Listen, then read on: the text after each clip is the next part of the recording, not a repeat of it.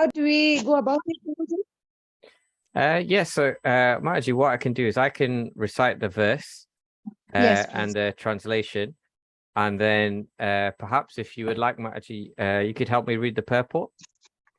That's fine, Prabhuji. It's perfect. Thank you so much. So welcome everyone. Thank you so much. Welcome everyone today. Thank you so much for joining today for today's Srimad Bhagavatam session. Yeah, just thank you so much for being with here today.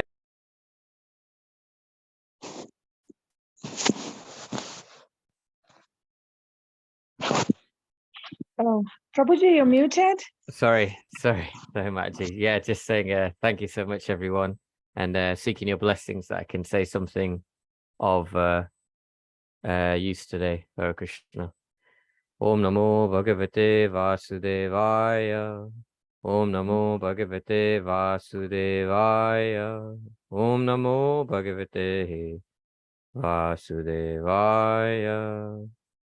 Narayanam Namaskrityam Naram Cheva Narotamam Devim Saraswatim Vyasam Tato Jaya Mudiraye Nastapraye Vyabresu Nityam Bhagavata Sevaya Bhagavate Uttama Shloke Bhaktir Bhavatir Nishtaki Krishnaya Vasudevaya Devaki Nandanaya Cha Nanda Gopakumaraya Govindaya Namo Namaha.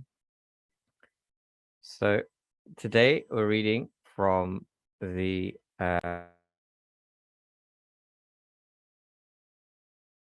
Very well, Prabhuji. Yeah. I don't know, I seem to be having some problems with my my headset. So sincerest apologies. Please do let me know, Mataji, if I go on Yes. mute again, and then maybe I can change my headset or something, or even just take it out.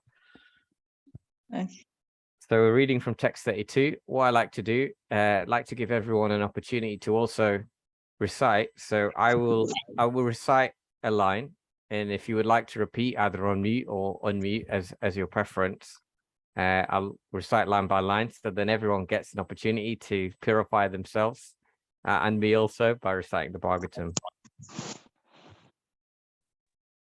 Kechid ahorajam jatam Kechidahurajam jatam punya shlokasya kirtaye punya shlokasya kirtaye yada priyasya padayasya yanvavaye yadopi yasnya. That's a tough one. Yeah, yado prayasya yanvavaye Yadopi yasnya vaye malaya malayasyeva chandanam. Sorry, let me say that again. Malayasyeva chandanam. malayasya shveva chandanam. Let's try that again. Kechidahorajam jatam Kechidahurajam jatam punya shlokasya kirtaye punya shlokasya kirtaye yado prayasyanvavaye yadopi yanvavaye vaye malayasyeva chandanam. malayasya chandanam. Word by word. Kechit, Kechit, someone. someone.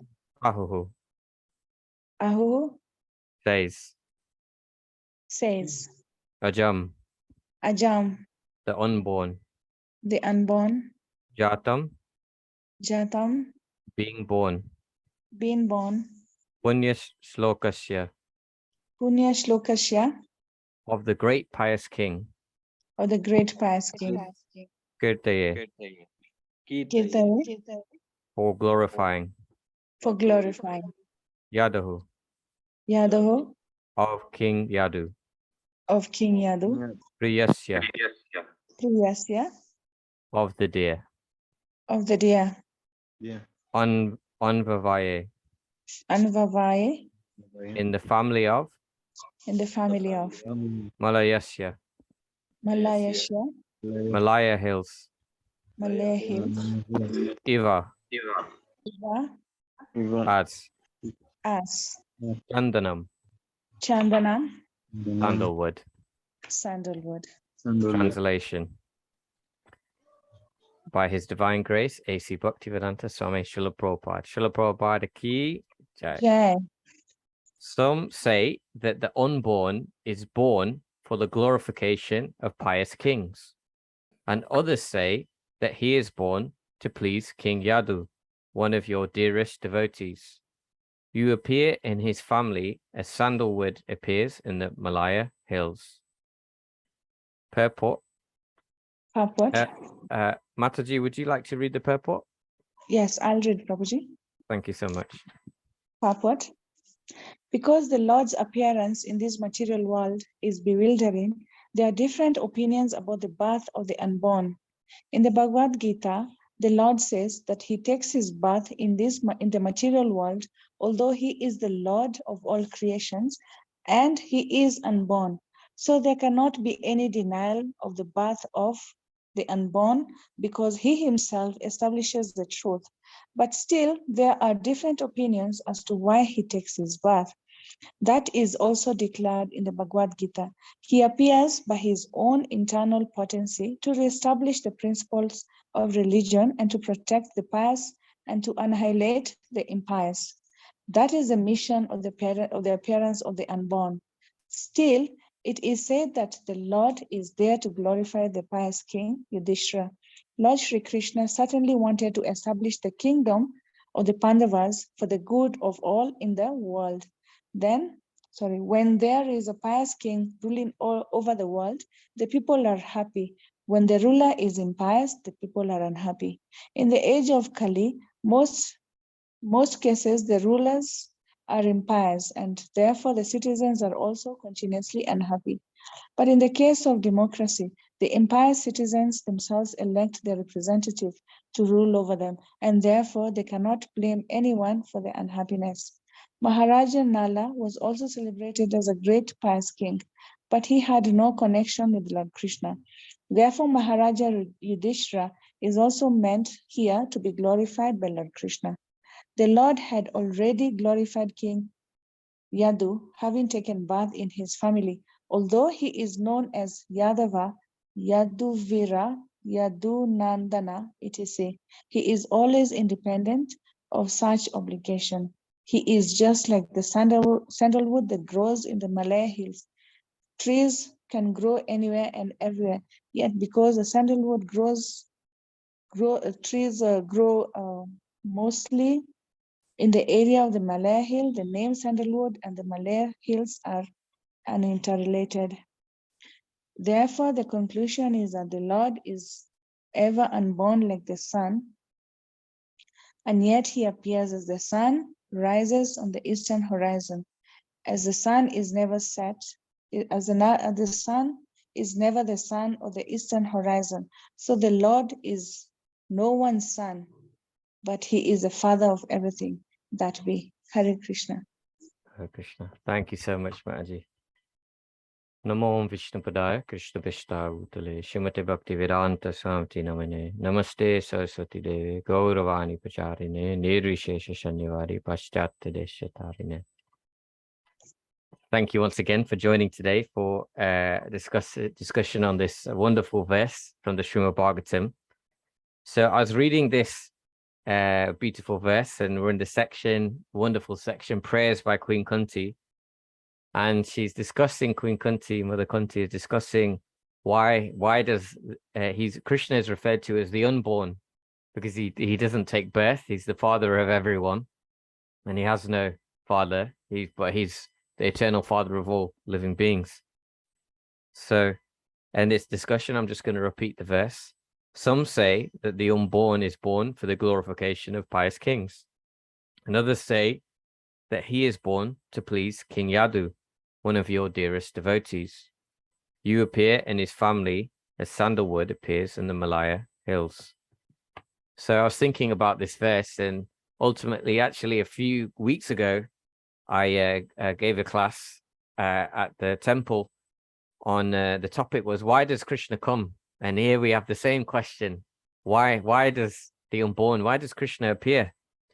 And so there were a few themes that came to mind, which is, first of all, taking a step back from that, just a refresher from the Bhavagita, why do we come to Krishna? And then the second point I wanted to talk about is in relation to why do we come, and examining that and our motivations, then look at why does Krishna come in reference to the Bhavagita, and exploring, breaking apart the different reasons that are given for Krishna, and see if we can really understand his kind of mood and his intentions, also with reference to the purport that we've discussed today, that we've read today. And then finally, how perhaps we can look at how actually Krishna may not come for some time in terms of appearing here in this world in front of our eyes, but he can actually, we can feel his presence each and every day. So my first point, why do we come to Krishna? So you've all discussed Srimad, you studied the Bhavagita. Can you help me out here? What are the 4 reasons why people come to Krishna in accordance with the Bhavagita? Artha, Arthatu, Jignasu, and Jnani.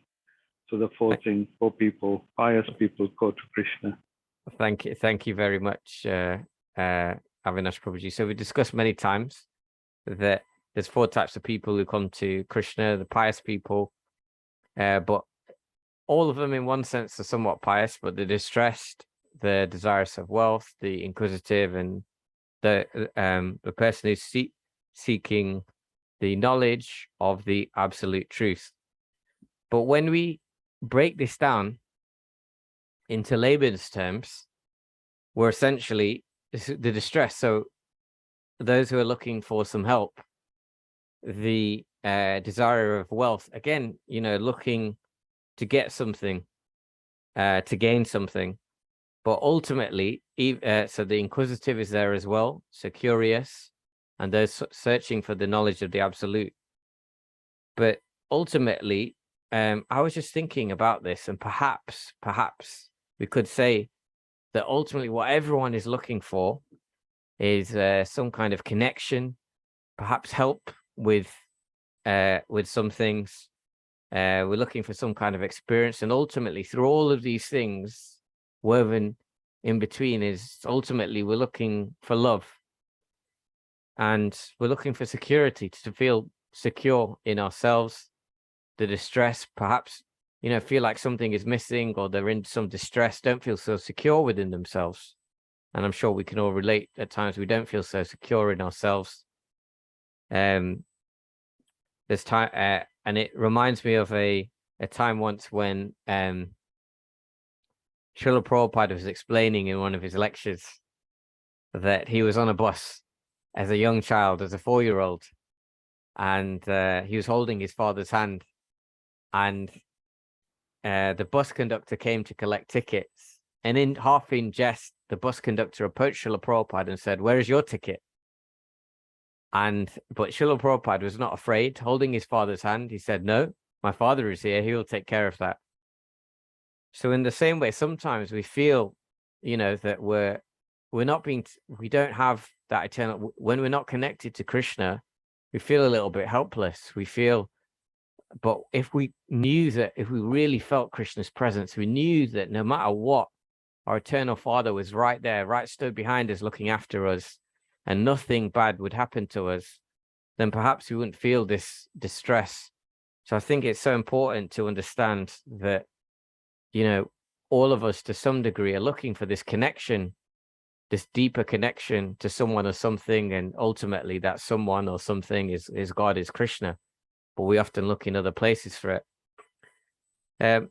Before I go on to specifically why does Krishna come, I wanted to think a little bit about why is it that for what reasons do we reach out to anyone? Why do we approach anyone, and what are the similarities there perhaps than with Krishna? So I was thinking about this. Imagine, I want you to all just think, perhaps, when was the last time you rang someone on the phone, or they rang you? And what's generally the reason why someone calls you on the phone?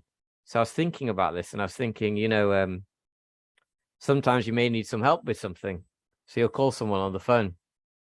Sometimes you are calling to help someone else, so you'll call them on the phone.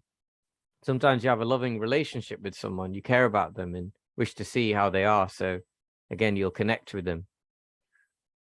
So that's just something to bear in mind in terms of, ultimately, this is all about relationship. So rendering service, receiving service, and inquiring, and ultimately connection with this person. So then we come to why does Krishna come? Specifically, why does he come? So in the Bhavagita, it's explained nicely in the 4th chapter, 8th verse, very, very famous verse. Parichanaya sadhunam vinashaya chaduskritam dharma samastapartaya sambhavami yuge. Very, very famous verse. To deliver the pious and to annihilate the miscreants, as well as to establish the principles of religion, I myself appear millennium after millennium. So this is like an overview and one, kind of example, or you could say a set of reasons why Krishna comes, which is to deliver the pious and annihilate the miscreants. That's one. So what does Krishna mean by pious, and what does he mean by miscreants? So he actually says in the verse, he uses the word sadhunam, and sadhu, actually, we know is saint, but in this context, it's referring to become a real sadhu, as we've discussed, one must become a devotee of the Lord. So essentially, he's coming to deliver the devotees, his devotees, and he's come to annihilate the miscreants. So what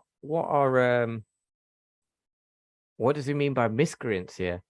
So I wanted to break this down a little bit. So we established that he is saying sadhu nam, he's referring to devotees, people who worship him, people who he's favorable with, he has a relationship with. That's devotees. In the same way, when we think about it, who are we more inclined to help? Are we more inclined to help people who we're on good terms with, we have a good relationship with? Or are we, and how do you feel, just for a moment, think about, how do you feel when people often just call to, and you know that they're only going to call to get something off you? You know that, like, the only time they ever call is when they want something from you.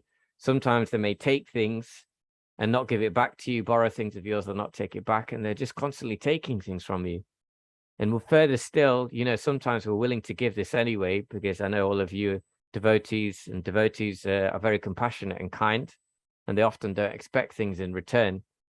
However, but to not even acknowledge that sometimes if someone was to steal things from you, then that would be a different story. It's one thing when people just call you and take things from you, or take your services, or ask your favors, but at least they're asking. But then what if people took things from you without even asking? That is essentially theft. So this is a clue into what Krishna is talking about in terms of miscreant, and what he means by miscreants, because miscreants here are referred to people who, he uses the word duskritam. So these are people who don't acknowledge that everything belongs to him, belongs to Krishna. So they're essentially taking the resources of this world. They're taking, material things, and they're thinking that belongs to them, not knowing to whom it really belongs, which is Krishna, not knowing that Krishna's really supplied all of this. So not acknowledging that, Krishna comes to annihilate them, because essentially they're thieves. As aspiring devotees, we recognize that everything belongs to Krishna, and ultimately our goal is to use everything in his service. So we go on to say, as well as re-establish the principles of religion. So there's a nice verse which I heard in a video class by His Holiness Shivram Maharaj by Chanakya Pandit. The verse is Matravat Paradareshu Paradraveshu Losravat Atmavat Sarvabhuteshu Yapash Yati Sapanditaha. So here Chanakya Pandit is talking about real education. And often we see in today's world that there's a big focus on education, but then what is real education?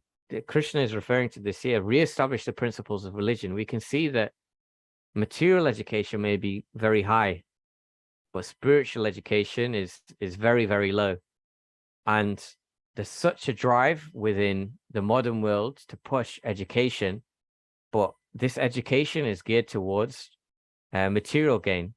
So in fact, the problems, the crime of the world is increasing, the resources and the environment is becoming worse, and people, the levels of anxiety are on such a high level. Illnesses are becoming more and more common, especially mental illnesses. But here, Chanakya Pandit in this verse refers to what is real education. So I'm going to read the translation now of this verse. Matravat paradareshu, paradraveshu losravat, atmavat sarvabhuteshu, yapashanti sapanditaha. One who looks on all women but his wife as he would his mother, others' possessions as a lump of dirt, and treats other living beings as he would himself, such a person is considered learned. So I just repeat that one more time. One who looks on all of the women but his wife as he would his mother, others' possessions as a lump of dirt, and treats other living beings as he would himself, such a person is considered learned. So I thought this was a really nice way of illustrating what real education means and how important it is to establish these are some of the principles of religion. Now, often if someone asks, if someone is learned, if someone is educated, I got married a couple of years ago, and years prior to that, people would often ask, okay, so what's your educational background? And if in matchmaking and things like that, and they want to know. But so people may say, I have a bachelor's, I have a MBA, a PhD, but here Chanakya Pandit said, no, this isn't real education. This is material education. I'm not against those things if they're used in obviously the right way, and we, some material education, is needed depending on a person's vocation. However, do we ever ask the question, or do we ever examine if a person is spiritually educated? And just for a moment, think on what the world would be like if men or women treated all members of the opposite sex as they would. So a man, for example, would treat every single woman apart from his wife, because his wife is a different relationship to mother, but all other women he treated with as much as respect and reverence as he does his own mother. What an amazing world we would be in, where men would, there would be so much more respect for women around the world, and vice versa. If women, they respected and treated every man as they would their own father, and just what a wonderful, respectful society we would live in. Unfortunately, we don't live in that world, and we can see many people are mistreating each other. Then treating others' possessions as a lump of dirt. So we talked about miscreants and stealing. Imagine, theft is now rife. One of the first things when we moved to this area was install an alarm system.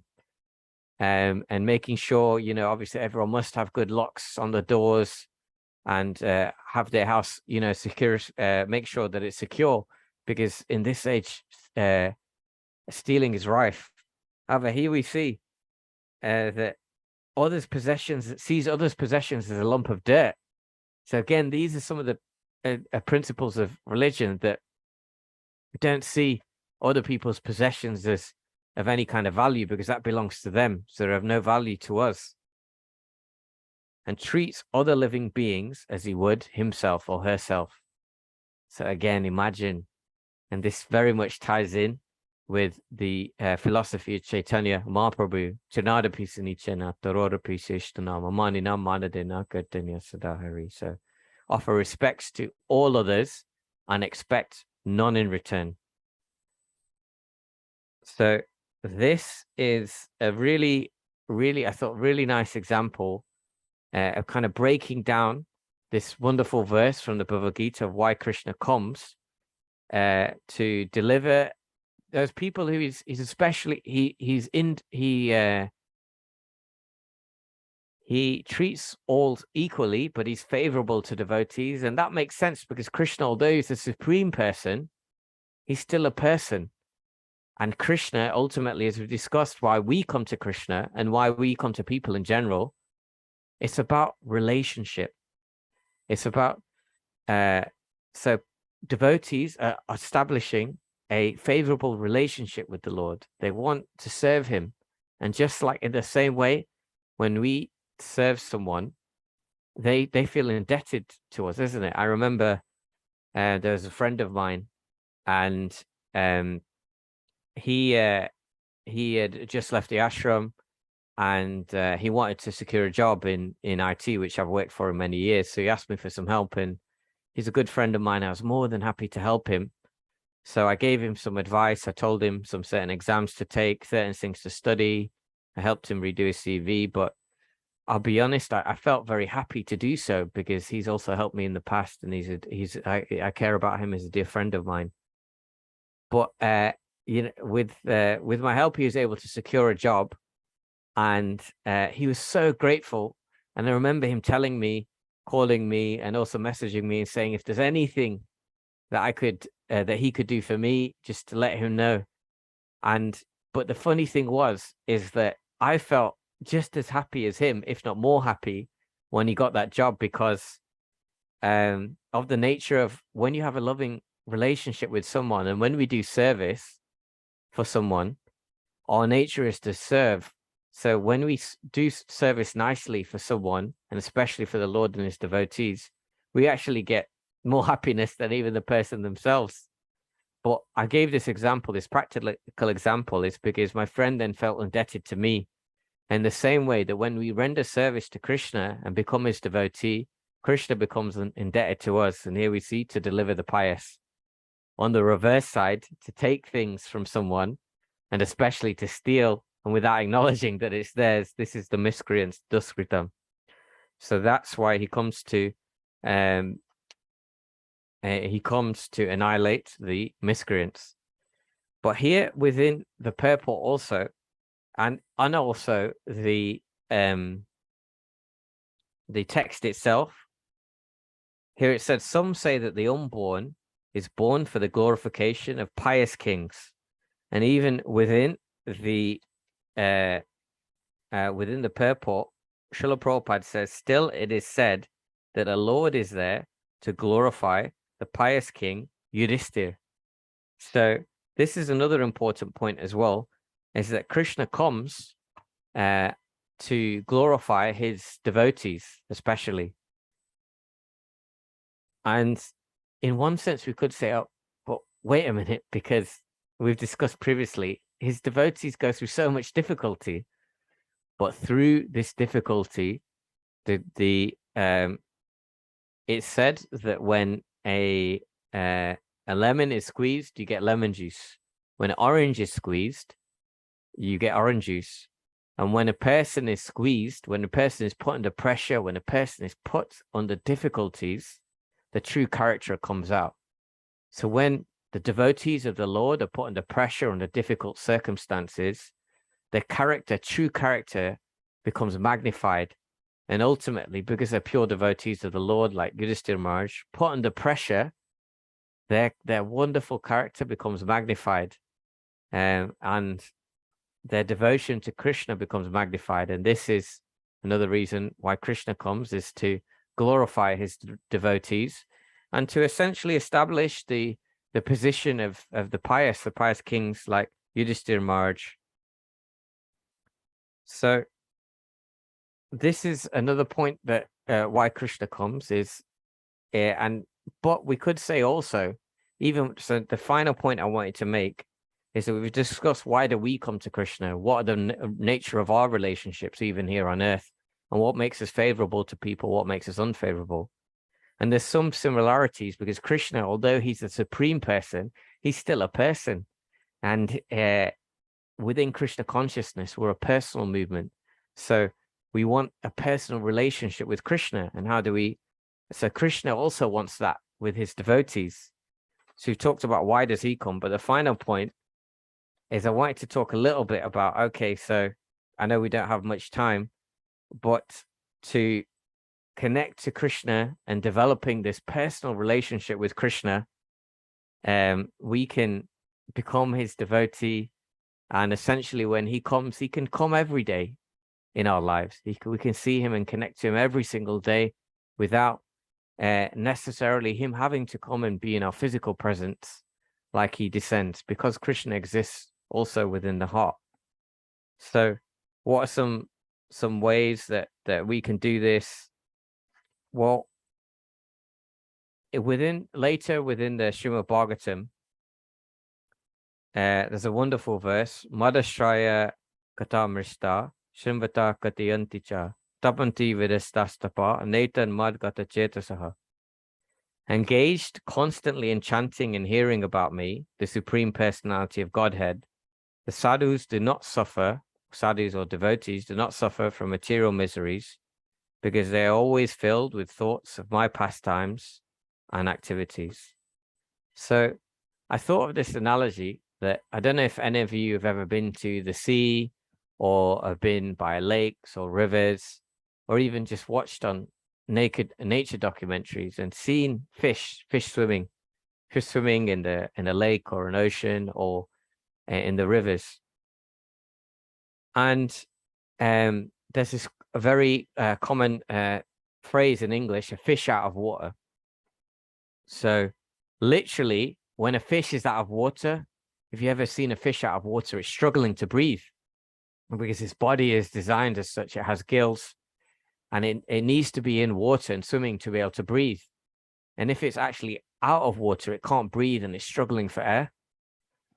In the same way, when we are not connected to Krishna, when we are disconnected from Krishna, that's when often we feel anxiety, we feel in distress. And this is our constitutional position, just like a fish's position is to be in the water. Our constitutional position is to be connected to Krishna. And when Krishna is there, Krishna, as being devotees or aspiring devotees of the Lord, he does tend to put his devotees in difficulty to glorify them, as we said. So, but also as a means to bring them closer to him and burn up their karmic credits, but also so to develop these good qualities and shine a light on his devotees' wonderful qualities. So here we can see that engage constantly in chanting and hearing about me, the Supreme Personality of Godhead, the sadhus do not suffer from material miseries because they're always filled with thoughts of my pastimes and activities. So earlier we said, I gave the example of Srila Prabhupada holding the hand of his father, and because he was holding the hand of his father, he felt secure and he wasn't agitated even as a young boy by the bus conductor. In the same way, we're trying to develop in developing our Krishna consciousness. We're trying to develop reignite this connection with Krishna, reestablish this connection with Krishna. So no matter what difficulties we're facing, we don't feel this level of distress, and ultimately reach the stage which is in the very end of the Bhavagita, wonderfully said by Krishna, Man manabhava mad bhakto madhyajinam namaskaru mame vasyasi satyam te pratijane priyosime. Beautiful verse by Krishna. Always think of me. She's not saying just sometimes think of me, you know, just in the morning when you're doing your song, when you're doing your sadhana and you're doing your puja, or when you're doing your japa. Not just think of me then, not just when you kindly join the Srimad Bhagavatam Sanghas online or in person at the temple. Not just then. He's saying always, always think of me. Become my devotee, worship me, offer homage unto me. Thus you'll come to me without fail. I promise you this because you're my very dear friend. So this whole practice of Krishna consciousness, and unfortunately, I'm just speaking from theory. I wish I could say I was speaking from realization, but this is our constitutional position, that we're trying to reawaken this constant, always engaged, always connected to Krishna, no matter what we're doing. So whether whether we're sleeping, whether we're cooking, whether we're serving our family, whether we're engaged in our work, constantly thinking about Krishna through the processes of nine devotional service. Hopefully we can awake this dormant connection that we have with Krishna, and in this way we can always remain connected to him in whatever situation we face. So in conclusion, in this beautiful verse in the Srimad Bhagavatam, first which the theme was, why does Krishna come? But I wanted to discuss, you know, why do we come to Krishna, and why do we come to anyone, for that matter of fact? And I tried to relate that to everyday relationships. And then we discussed, why does Krishna come? Who are the pious? Who are the sadhu nam he talks about? These are devotees. Who are the miscreants? What does he mean by miscreants? And people who don't acknowledge that everything belongs to him. To establish the principles of religion, and what does it mean by real education? And we talked about, obviously, the example of Chanakya Pandit. And then finally, to, you know, how can we really take advantage of this when Krishna comes? But ultimately, he can come every day, and we can see him everywhere because he's there within our heart. And all we have to do, we're covered so much by our conditioning. But if we can follow the advice of the Bhagavatam and slowly practice this process, you can start to think of Krishna and be connected to him wherever on whatever we're doing. And in this way, we can thus come to him. And because this is a promise by Krishna. So those are a few thoughts on this beautiful verse and beautiful section of the Srimad Bhagavatam. Thank you so much for your kind attention. And please forgive me for any mistakes I've made today. And I kindly welcome at this point any comments, any corrections, or any questions. Hare Krishna. So I can see Vishaka Mat, you have your hand up. Hare Krishna, Prabhu. Yeah. Hare Krishna. Hare. Just a question. You know, when we say this verse whereby Krishna comes to save the pious and highlight the miscreants, my question is, so like we said, Krishna came to do that the purpose of Krishna in this world was that, but really speaking, has it really got rid of miscreants? In fact, it's getting worse and worse. Like these days, recently, I just really bothered me. You know, there was this political statement by, I don't know who this was, and there was like you know, one of all the Muslims came and killed the Gaushala, killed all the cows in the Gaushala. And when they did that, it really hurt me. I said, how could Krishna let these, you know, demons come and kill the cows, you know, those cows who are innocent? So even though Krishna came and the purpose was that, it hasn't yet gone. So how do we sort of see that happening? That's my question. And the other one is, we say that we are not meant to be, we are like fish in the water. When the fish is out, it struggles. Fair enough. That is, we are not, because there's always a dissatisfaction. That is very true. I'm not doubting that statement.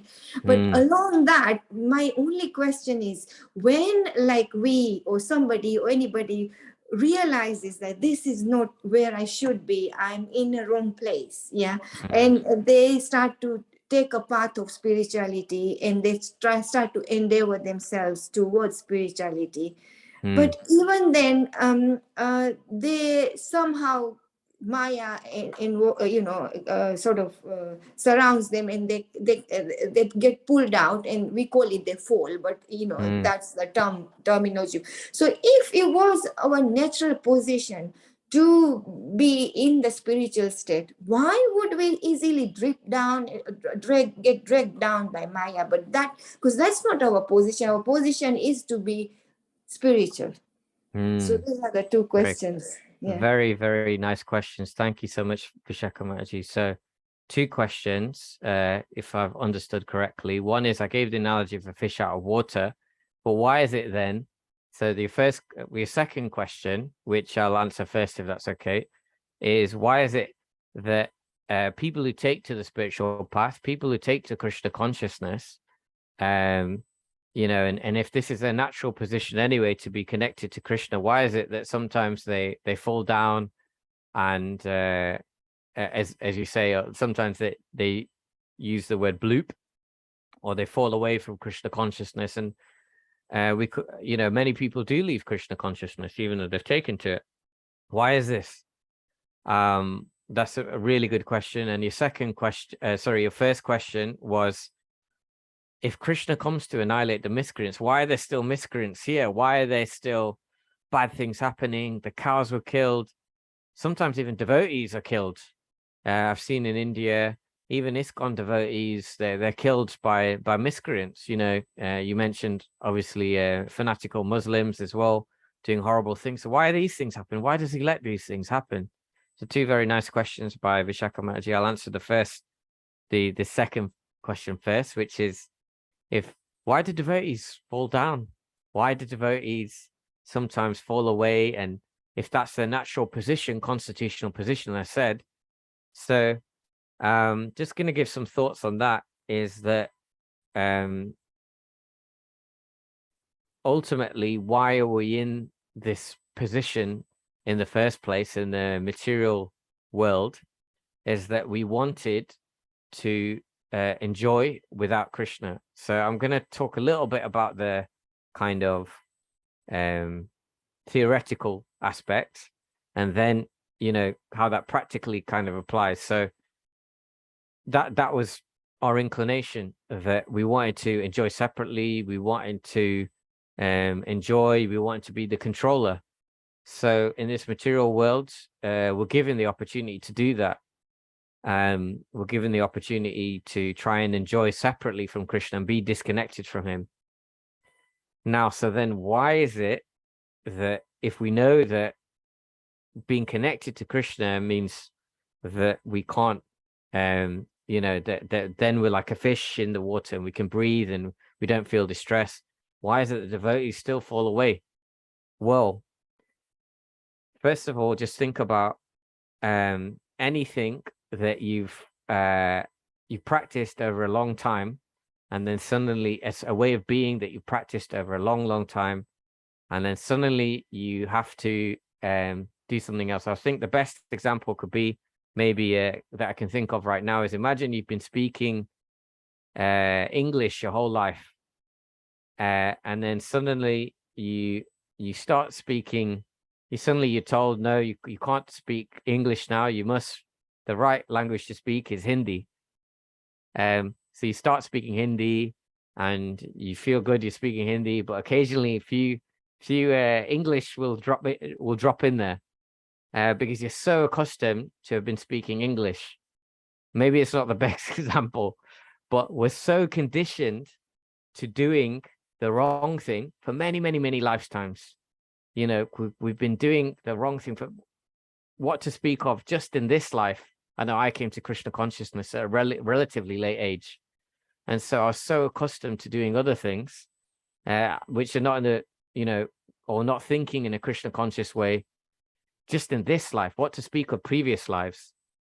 That sometimes there's conditioning, it makes us slip up and fall down. And actually the Bhagavatam is littered with devotees who did fall down, who are connecting with Krishna in one way. I mean, famous example is Ajimil, who was very, came from a very pious Brahmin background, but actually left his family after seeing a prostitute, and left his family for the prostitute. But thankfully, he was able to return. So in this way, it's difficult to, because we're so conditioned, we've built up these layers of conditioning, and slowly we're peeling back these layers of conditioning. So that's why it's so easy to fall back into bad habits. There's a saying, bad habits die hard. And this is a habit of many, many lifetimes that we've been looking away from Krishna. And now suddenly we have to look towards him. So we're trying. And the point is here also is, if we're in Krishna consciousness, we have to understand, for most of us, we're not practicing unalloyed or pure bhakti. Not yet, anyway. And there's some of we may be, but for most of us, we're not practicing pure bhakti. Once you reach prem, the highest stage of bhakti, there is no fall down. But up until every single stage, up until prem, one can fall down, because that's not pure bhakti. But once we experience that pure level of bhakti, there is no fall down. So I hope that makes sense, that we're gradually letting go of all this conditioning, letting go of the wrong ways of thinking, letting go of the wrong ways of being. And we're so used to doing those wrong ways that it's easy to fall down sometimes, because we're not experiencing that pure bhakti yet, this Krishna prem. But once we get there, we won't. And then your first question was, why does Krishna allow so many, really nice question, why does Krishna allow so many bad things to happen in the world?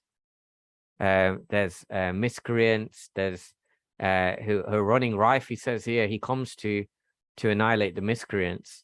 Well, he does come, and we know if we study Srimad Bhagavatam that he's going to come at the end of Kali Yuga as Kalki to annihilate the miscreants. But why are there still miscreants around even now? If he's annihilated them, he's come before and he's annihilated them, and they pop up again. Well, this is the journey sometimes of a jiva, is that in one life they may become miscreants. We may have been miscreants in previous lives, and in this life, through the mercy of devotees, through the mercy of Krishna, we've come to Krishna consciousness. Ultimately, the laws of karma are very complex as well. So externally, we may see something very bad happening to someone, but we can't see the full picture. We only see this life. We see in this life, this person is a miscreant, this person is a beautiful cow, or this is a devotee. We don't see the only Krishna knows past, present, and future.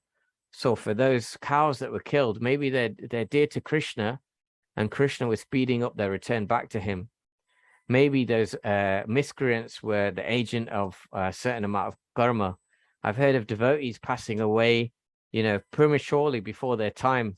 Or maybe Krishna, we even hear, over COVID, we lost some very, very dear devotees, senior devotees, disciples of Srila Prabhupada. And we think, why did they leave so soon? We'd still had so much more to learn from them, and so much more we could get from their association.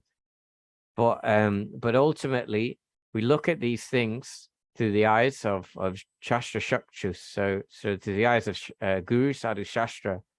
And what we see is that if there were no miscreants, this is the material world. So if there were no miscreants, there were no bad things that happened, then us as jiva, we're subject to the laws of karma. And there would be, if there were no bad things happening, then there would be this wouldn't be the material world. This would be the spiritual world, because karma needs agents to enact the karma, if that makes sense. So bad things cannot happen if there is no agents of this karma. So these are simply agents of karma to act. And actually, if we look at the story of some of the most horrible demons in the Bhagavatam, the Hiranyakashipu, and we look at their history, and we can see that actually, and maybe we'll touch upon this later, that they were just devotees of the Lord who fell down for the position to some offense to devotees, and ultimately were there to enact his Leela also. So I'm not sure if that fully answered your question, Mataji, but there were just some thoughts that I had. I'm more than welcome any response. Hare Krishna. Thank you, Prabhu. Thanks. Yeah. No problem. Hare Krishna. Thank you so much for your wonderful question.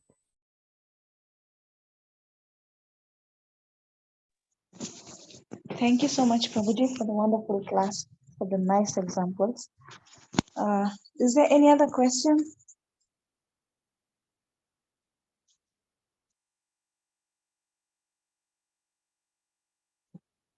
If not, then I'd like to hand over to Avinash Prabhuji. Hare Krishna. Hare Krishna. Hare Krishna. Thank you, Kamal Prabhu, for a wonderful class. And I learned quite a lot from it as well. So we are on what, 1.832. And you went through why do we actually approach Krishna. So you summarized it quite well. The types of people who approach Krishna, why Krishna appeared, what is the real education, and how that is the sloka from the Srimad Bhagavatam. You say how we treat others. I quite liked it. You know, about to treat every woman or every lady or every girl as a Mataji apart from your own wife, and the debt part. You treat, you know, others' possession as your debt, is as debt, and also treat others like you would treat yourself. So that was quite good. I like that. And then relationship, you talked about favorable relationship with the Lord.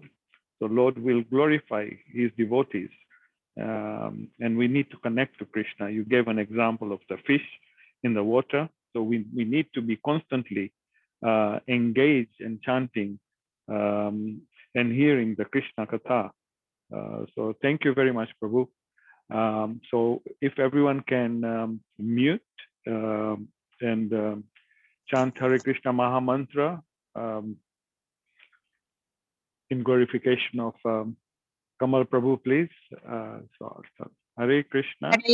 Hare Krishna, Krishna Krishna, Hare Hare Rama, Hare, Hare Hare Rama, Rama, Rama Rama, Hare Hare. Hare Hare. Vancha kalpatarubhya Kalpatarubhyascha kripa sindhu Sindhu vevacha Devacha patita nam Patitanam pavane Pavanebhyo Vaishnavebhyo namo Vaishnavebhyo namaha. Namo. Srila Prabhupada ki Jai. Jai. His Grace Kamal Prabhu ki Jai. Thank you, Prabhu. Hare Krishna. Hare Krishna. Thank you so much, Prabhuji. Thank you so much, Avinash Prabhuji. Thank you, Hare Prabhuji. Krishna. Thank you. Hare Asante Krishna. sana. Hare Krishna.